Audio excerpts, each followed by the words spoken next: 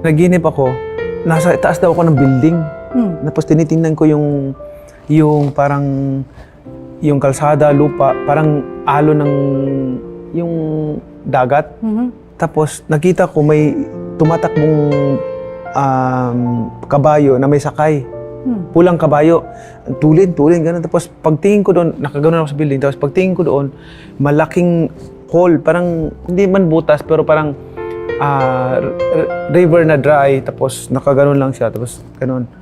So sabi ko, ang tulin ng takbo ng kabayo. Sabi ko, halaka ba, hindi siya abot doon. Hindi siya abot. Kapag kahit tumalon ang kabayo, hindi siya abot. Mahuhulog siya. O, mahulog siya.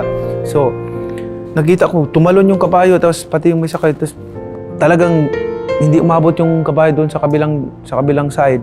Bumagsak. Bumagsak sa gitna.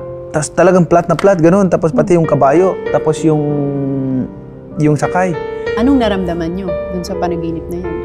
Sabi ko, ano kayang ibig sabihin ng panaginip ko? So, Monday afternoon, lagi ko pa yung iniisip yun. Tapos tumawag ko dito sa Pilipinas, Pastor. Sabi ko, Pastor, nanaginip ako. Ito yung panaginip ko yan. Tapos sabi niya, sige, pag-pray natin yan. And then, pagdating sa Vegas, kinminto ko rin. Nagkuginto kami, pinto ko. Sabi ko, ano kayang ibig sabihin ng panaginip ko na yun? Hindi ko maintindihan. Ito na. Pagdating ng fight, ganda ng fight, ganyan, di ba? Ganda ng fight, di ba? Kung ano yung nangyari sa akin, naalala ko yung naalala ko yung panaginip ko. 'Di ba nung nakahiga ako ganda, flat ako ng tapos nung nagising ako, 'di ba, tumayo ako ganyan.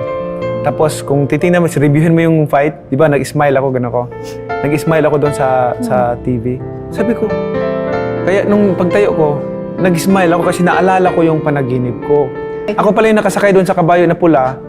And then, Babagsak ng gano'n. babagsak. Hindi ako nagalit, hindi ako nagtampo. Walang, parang ano ba na, thankful ako na pinaalam sa akin ng Panginoon before Bago mangyari yun. Bago May mangyari. premonition na. Yes.